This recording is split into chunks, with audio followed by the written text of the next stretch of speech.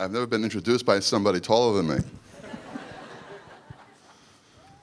And I also have to apologize because I'm not married. My wife didn't warn me to be brief, so please bear with me. Governor Malloy, President Salovey, Rabbi Krinsky, honored guests. There is a famous Jewish chicken and egg question. Over the past 3,300 years, is it the Jews that have kept the Torah alive, or is it the Torah that has kept the Jews alive? I truly believe that it is the Torah that has kept us alive, and that the miracle of Jewish survival since the time of Moses would have been impossible without the protection and wisdom of the Torah. Respect for Torah observance has certainly kept the Berger family alive, quite literally, and I'd like to tell you how. The kitchen in this beautiful building is dedicated in memory of my great-grandparents, Herman and Fay Berger. They were observant Jews and humble farmers born in the late 1800s near the Hungarian-Czechoslovakian border. They were brutally murdered in the Holocaust with 4 of their 7 sons,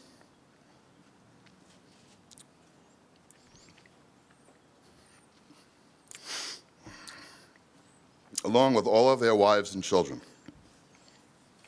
I am a descendant of their firstborn son, Alexander, who probably would have been murdered along with them.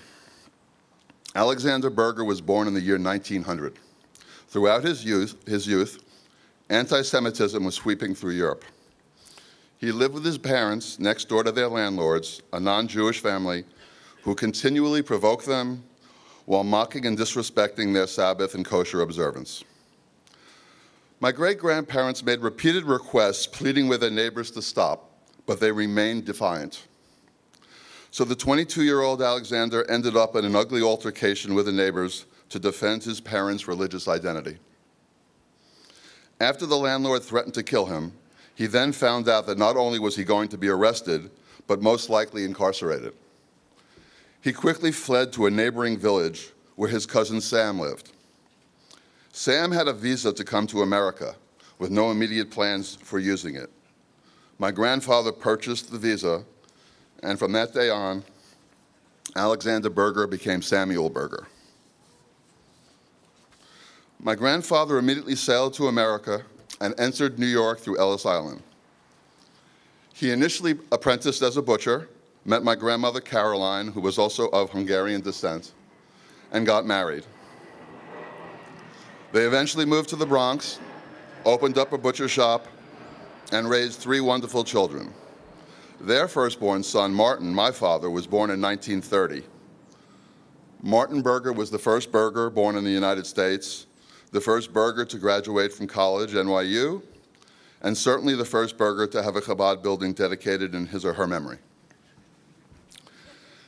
Now, if Herman and Fay Berger hadn't been kosher, religiously observant, subjected to anti-Semitism, and had my grandfather not acted in their defense, it is almost certain that he would have never left his family to travel to America.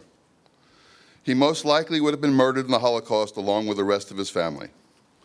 My father, Martin Berger, obviously would not have been born, and his firstborn son, yours truly, would not be here today. It is amazing to me that this one small act performed by my grandfather to honor his parents, to defend their religious observance, and fight bigotry actually saved his own life and enabled the family name to live on. This magnificent building behind me, which bears the Berger name, is arguably one of the most beautiful Chabad houses in the world. But as Shua said, it is still just a structure. We all know that there is no Chabad at Yale without Rabbi Shua and Rebbetzin and Sarah, but they can't do it alone. This building is 9 times larger than the previous Chabad house. Nonetheless, in order for the building and the organization to run smoothly, we need unprecedented volunteerism on the part of the Yale Jewish community. Your time, effort, and talent will make this place even greater, while also helping us to keep the operating expenses under control. In order to turn the dream of this building into a reality, many donors have given generously, thank God, and we have raised over $6 million and counting.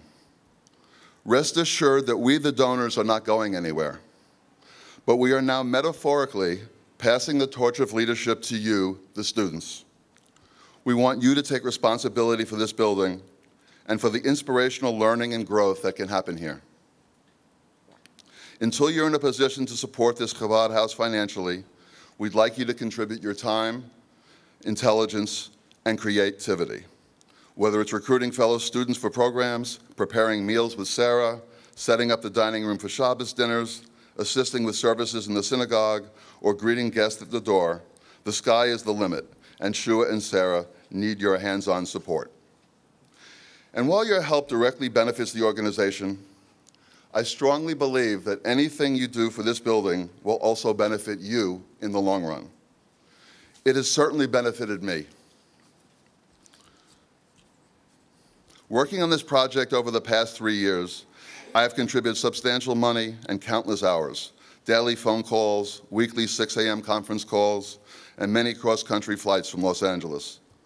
I mention this only to emphasize that when one gives of oneself, one gains even more. I now have the deep joy and satisfaction in knowing that I've helped build a world-class Jewish home away from home for the Yale community. Throughout this 3-year process, I've also had an epiphany and discovered that helping Jewish organizations throughout the world is my true passion. And I've received one more unexpected blessing. 2.5 years ago, I hosted a Chabad at Yale Hanukkah party at my home where we kicked off the capital campaign for this building. At this event, I met a fellow Yale graduate named Julia Saban, and I'm delighted to announce that, God willing, we're planning on getting married by this coming summer.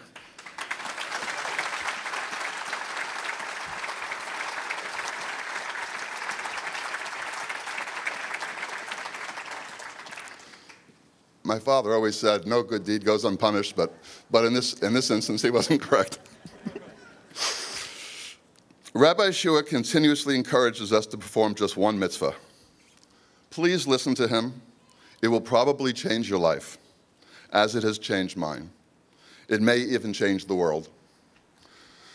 So on behalf of my stepmother, Karen, my amazing daughter, Nikki, my sister, Leslie, my brother, Greg, and their families, I thank you for being here. We are proud and humbled to have the Berger name associated with this Chabad house. We are honored that this beautiful building has been dedicated to our loving patriarch, Martin Berger, who passed away 2 years ago, just 6 days before the groundbreaking. I don't think that I'm being presumptuous by adding that Chabad is similarly honored to have a building dedicated in memory of my dear father. Before his passing, he was one of the first contributors to this project. He was very fond of Shua and Sarah, and he and Karen were delighted to dedicate the building's beautiful synagogue in honor of their 8 grandchildren, most of whom are here today. He will long be remembered for his integrity, work ethic, charity, service, kindness, sense of humor, and warmth. He was a proud man, a great leader, and a defender of Israel and the Jewish people. Thank you for giving me the opportunity to speak. I'd like to thank Yale University, and I'd also like to thank my dear friends and family for your financial and moral support. May God bless this Chabad house, and may he grant the Jewish people much strength, prosperity, and peace as we continue to fulfill our mission of making the world a better place for all people. Thank you.